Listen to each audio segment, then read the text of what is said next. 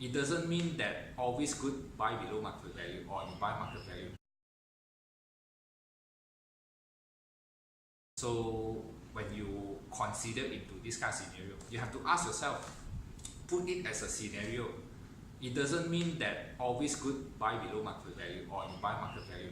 Sometimes buying above market value is a good thing as well, because I have seen cases whereby buying above market value or market value, they still earn money, they still make money. Because of what? Because of the product itself, the proposition is strong, and there are other catalyst elements like why do we say mega infrastructure? It will bring in working population, and also of course higher income group working population.